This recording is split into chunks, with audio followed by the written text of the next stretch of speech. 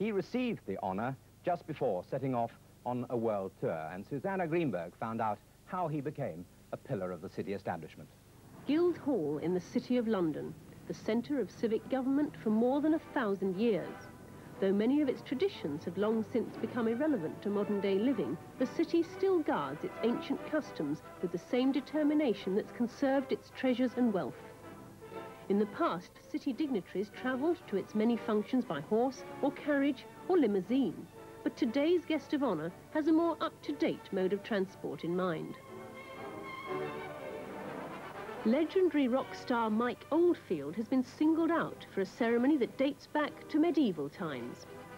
It's proof that at 28, Mike has finally settled down to conventional family life, 10 years after he exploded onto the pop scene and became a millionaire with his album Tubular Bells.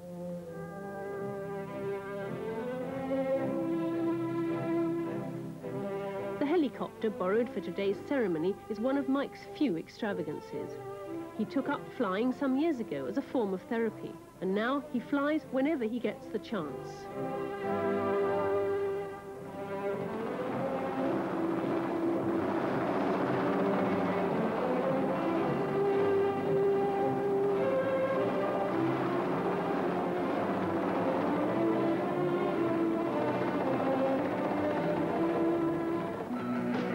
Started doing concert tours in 1979, but he's never reached the dizzy heights he achieved at 19. But it's the continued loyalty of his fans throughout the years that has led to Mike's great honour today.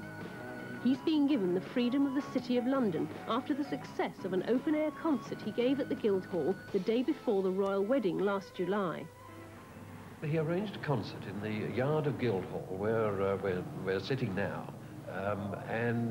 It was an absolutely outstanding event in the city. I can't count the thousands of people who came, but the whole of the city was absolutely alive at the thought of his group playing here, and the excitement was absolutely intense. Okay. Mike's arrival today didn't perhaps cause quite the same excitement, but he was clearly a little overawed at becoming one of London's 30,000 freemen, an honour more usually confined to businessmen and ambassadors. Film cameras are banned from the ceremony itself, but news soon filtered out of the special privileges a freeman could enjoy. Among them, the entitlement to be hanged by a rope of silk rather than of hemp. But what else can Mike look forward to? I know that, of course, in the old days it was possible to drive sheep over London Bridge if you were a freeman in the City of London.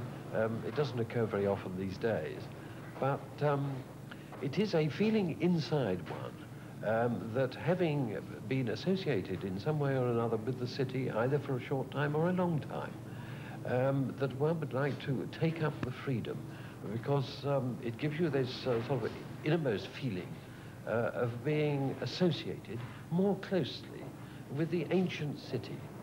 Well, Mike, apart from receiving the freedom of the City of London, you've also been given a book, I understand, on the conduct of life. That's right. Do you want to have a look at it? Yep. Let's get it out. I shouldn't have any more problems with my life ever, because it's all written down in rules. So let's have a look.